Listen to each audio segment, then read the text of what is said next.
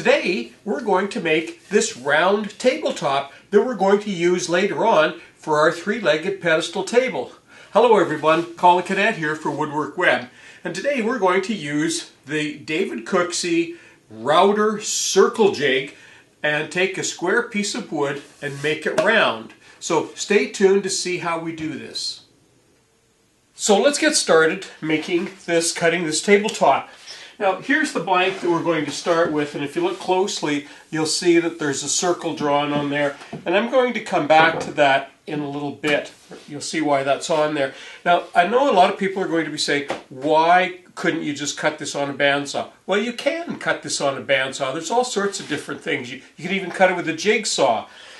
The reason I want to use a router is the router will give you a nice clean cut. But also, I want to put a fancy edge on this, and using the circle jig with the router is probably one of the best and easiest ways of doing that. So that's why we're using this circle jig for this. Now, before we get started, I want to show you the carbide bit that we're going to be using. This is a twist bit. And carbide is not like steel. It's more like a crystal. And it doesn't like sideways movement, which of course is what we're going to be doing, is moving it sideways. It's fine going up and down, going sideways. It has a tendency to break. So you need to be careful with a carbide bit that you need to go slowly and take small bites each time. Otherwise you will snap one of these expensive little bits. Now before we get started, I want to show you one other close-up, and this is our pivoting point. Now normally I would make these out of wood, but I wanted to make this out of plexiglass so that you can see through it a little bit easier. So that's going to be the pivoting point for part of the jig. So here's the jig flipped on its side so that you can see the bottom. I'm going to show you a tight view of this. So there's our carbide bit right there. And there's our pivoting point. Remember, we had two pivoting points. This is a bigger one for putting a piece of wooden dowel through. This one is a much smaller one, and I made it big enough to fit this bolt, and that's what you saw before. That's the plastic pivoting point, and that will fit in there. Now, I need to fasten this down to the top, and that's what we're going to do next. Here's our top, and before we fasten it down so that it won't move, we need to lift it up off our temporary bench here. So I got a piece of scrap wood, and when I put the scrap wood over the circle, and that's the only reason I drew the circle, is because it overlays on the four corners. So I could have done two things. I could have cut it, but I went and looked for another piece of scrap wood, and I found another piece of scrap wood that's nice and flat, nice and stable, and it actually fits nicely within the circle. So we can use this now as our base. So what I'm going to do now is I'm going to fasten this, I'm going to screw this on four corners down to this piece of wood, and then this will now become the base because we want to lift it up so that we're not cutting more wood than just the base.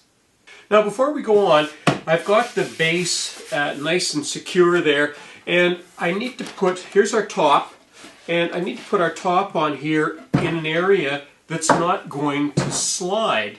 And normally I would use this anti-skid material, but I just felt that because there's not really enough surface under there, it's still moving just a little bit. So instead of using this, we're going to use some double-sided tape. And I want to show you a close-up of this tape because you want to get some of this. This is the tape that I use in the workshop. It's a double-sided tape by 3M. And I purchased this in automotive shops. They use this stuff for putting molding and things on cars. This is what holds the molding on cars, is stuff like this.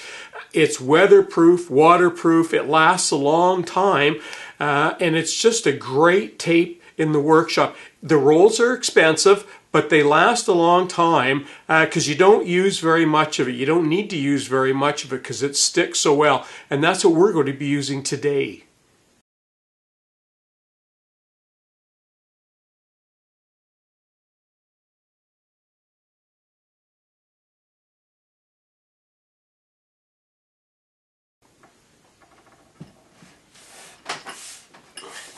And that, when we get that jig on there, that is not going to move. That is rock solid. You'll see when we have to try and peel it off.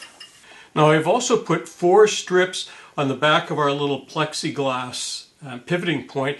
And there's my center point right there. You may not be able to see that, but you can see the line here, the glue line, and I just marked the other side like that. And we'll stick that on there like that. And that's all we need for the pivoting. Now,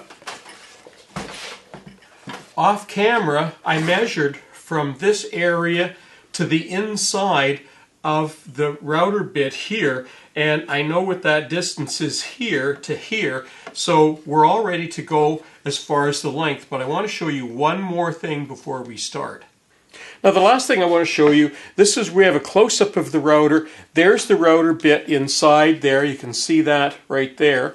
And this is a plunge router, so the question is, how do you control how deep this goes? Because we just want to take a little bit each time. And the answer is, most routers have these little tower things, and this pin will stop here. I can turn it to the next one, here, and the next one, here, and each time it goes a little bit deeper and a little bit deeper, and finally to the very bottom, and it goes here. And that's how I'm controlling how far down the router goes. So I preset it. Whoops, there it is there. So that's the first cut I'm going to make. And then after I've made that, I'll move it to here, and I'll go down, I'll lock the router down, and I'll make that cut. Then after I've made that cut, I'll move it to there, move the router down to that point, lock it, and make that cut, and do the same thing with the final one. And that, at that point, that will have made the entire cut on that top.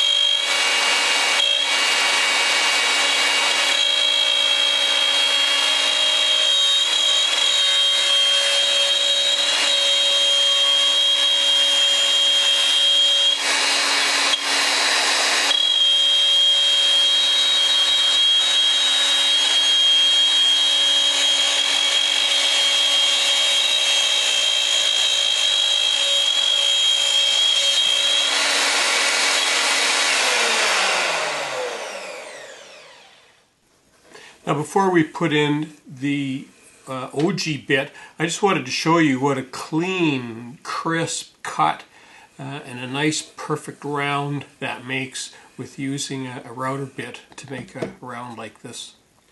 Now I've installed the OG bit, and we're going to do the same procedure, but this time to give the edge a little bit more character.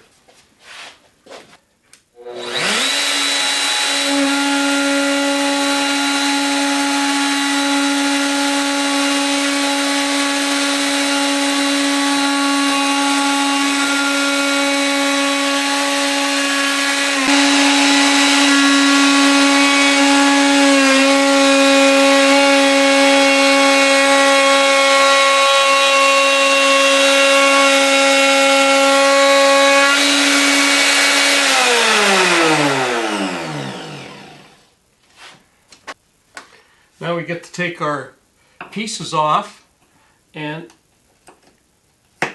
see how our top looks. And so far it looks great.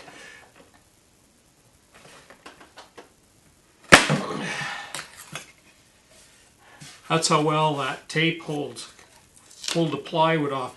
It peels fine, but lifting it straight up is tough. And that's it. That's our top with a nice routed edge. So this concludes our video on working with David Cooksey's adjustable router circle jig.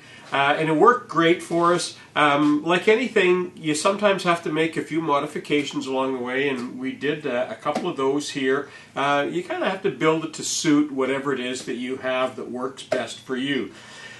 It did a great job. It's a perfect circle.